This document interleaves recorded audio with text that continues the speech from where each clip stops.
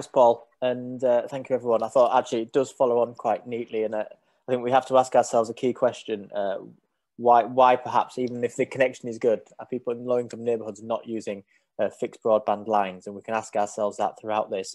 Great. If we'll just move on, that's just a bit of an intro slide there. Quick introduction to community organisers. We're a national membership body, a grassroots network of local people and organisations working together across the country. We have about 1,700 members, and we're supporting local people not only to build on the strengths of what's great about their communities, but also tackle some of the challenges that they're facing. And this is one of the key ones we're going to highlight.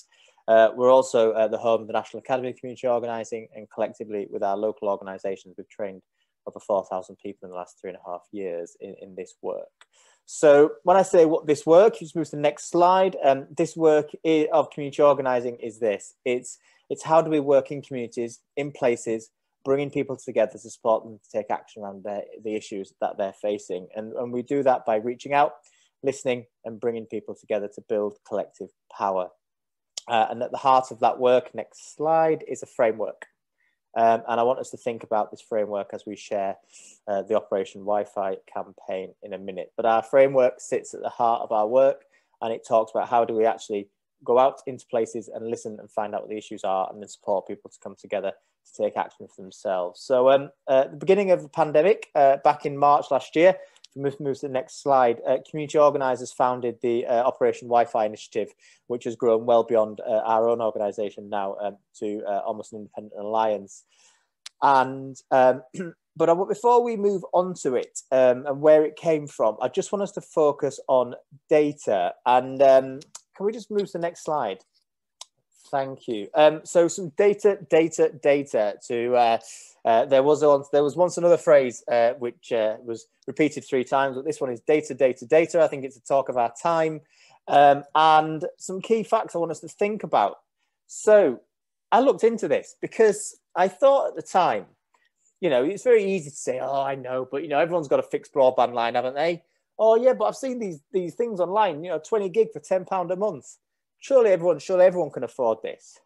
Well, when you actually drill down and start to dig down into data around actual data usage, the average household in 2025 using 1 terabyte of data every month.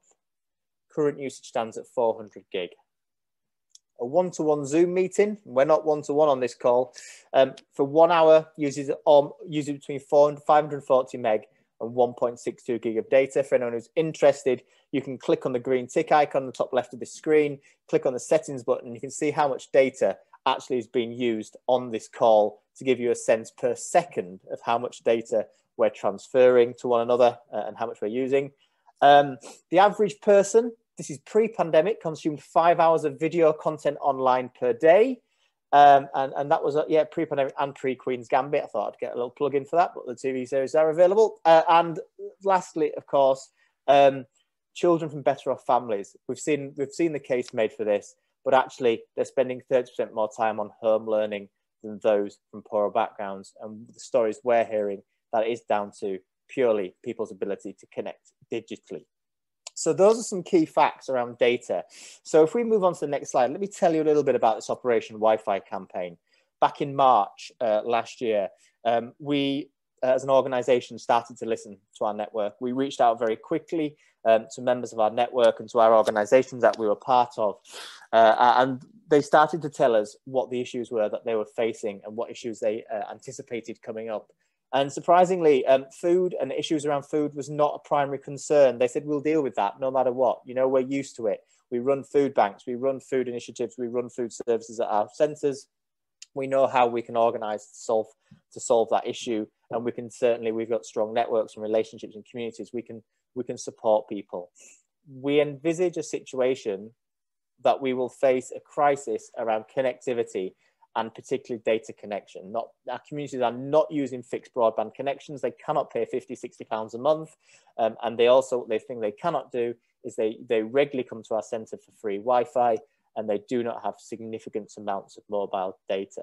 In fact, an over-reliance on pay-as-you-go and rolling pay monthly tariffs means that many people have been charged a premium for data in comparison to those who can afford a monthly fixed deal. So to show an example of that would be, I have something ridiculous like a 60 gig a month tariff, and I pay about £40 a month for that. If you flip that over onto a pay-as-you-go or rolling pay monthly tariff, if you have, say, 2 gig of data, and then you look at, for example, something like a top-up because you've run out, and you can see how very easily you can run out, you might be paying anywhere in the region of £12 for 3 gig of data. So you can see the premium that people are paying on mobile data, and if that is your sole connection, then you are going to struggle. So we could see it was identified as an issue, and it came to us, and we put out a tweet at the beginning of the campaign, a social media message to say, this is a major problem, it's coming down the line, what can we do? And we very quickly reached an awful amount of people just on social media, and lots of organisations joined us. Lots of organisations stood with us and said, this is an issue for our network. And it wasn't just education, it was the homelessness, people in homelessness, people supposed to move in disability, people who are around the housing crisis, and many others said, people on the lowest incomes are struggling with connection and connectivity. We need to find ways of enabling them to keep connected at a time of physical separation. And so the Operation Wi-Fi campaign over the last year has grown into an alliance of local and national organisations, and we're working together on 3 fronts. To ensure those in the lowest incomes can get access to data, no person is left without a device to access the internet, and lastly, no person is left behind due to the lack of skills on how to use their device. So it's 3 things. It's data, it's connectivity, it's a device, and most importantly, it's how do you use it. It's an education how to use it. If you want to just move on, that'd be great. Thank you. So as I said, we started out with a social media presence because that's the quickest way we're going to reach people in a pandemic, or reach the people who can make a difference. And we reached over 250,000 people in the first sort of 3 to 6 months of the pandemic, raising an awareness of a rapidly growing situation. But what we realized is there was not going to be any moves on the national stage. We saw some moves on the national stage, and we've seen some short-term solutions put in place. But what we haven't seen is a long-term commitment to tackling this. And very quickly, our network said, this is an immediate issue, and they shifted their focus to the local. And we saw an incredible amount of local responses to tackling this issue. In Stockport, we saw people working with devices.now to distribute devices to people, ensuring there was connectivity and giving them data at the same time to make sure they could keep connected. We saw the same in Hartlepool, and yet we also saw in Lambeth some incredibly creative solutions, not only providing devices to people through the High Trees Community Development Trust, but also exploring the creation of a localized mesh network, which would create a community broadband solution for local people. So what we saw was the need that actually the only people at the local level who can solve this are local people themselves, and local organisations being the frontline responders to tackling what is a national issue. But actually we also recognise that together we need to continue a national conversation. We need to continue to raise awareness of this issue and at least point people towards potential solutions to tackle this. And it's great to be invited on this today, and it's great to have organisations like Local Trust, Toynbee Hall, and many others part of this growing national alliance. So if we could just move on, thank you. So as I said, we've identified the issue. The issue doesn't just sit in education, it sits across other sectors, so including the health sector, which is now increasingly digital, with people having to take photographs of ailments and pass them through to doctors. Well, if you don't have a device, you're not able to do that. We heard this morning the increase in universal credit claimants. You need a device and data to quickly register for universal credit. If you haven't got one, you're going to struggle. 82% of jobs are now advertised primarily online. And we've heard stories of people who can only search for jobs in the first 2 weeks of the month because they've run out of data and can't continue their job search. So this impact is significant. We know that for those in the lowest incomes, we need to find a way of enabling them to keep connected. And the first policy ask, for want of a term, is around data. And we've seen in Australia a mobile phone network there who will enable a donate your data. So what we're looking at is how can we enable a national data bank?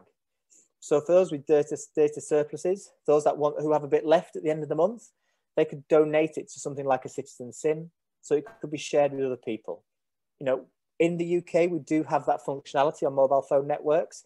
EE, Vodafone, they have a family and friends family network where you can donate some of your unused data to family members. I'm sure it wouldn't be too difficult for them to flick a switch and enable it to be donated to the community, a wider benefit. And then just like food banks are distributing food to people, can we create a situation where people can just have a quick gig of data, enabling them to keep connected? Second ask around devices, working with initiatives such as devices.now, we want to see a national partnership between public and private sector, ensuring that every person has an appropriate device, enabling them to be online or at least has access to an appropriate device. And lastly, we'd like to see an investment in the skills, ensuring every person can get the support they need to get online and be connected. So just as the initial presentation outlined the importance of this, what we want to draw attention to is it's fixed broadband is essential, but in areas where people cannot gain access to that or cannot afford it, data is over-relied on, and we need to find a way of ensuring that those people can continue to keep connected as well. So thank you very much.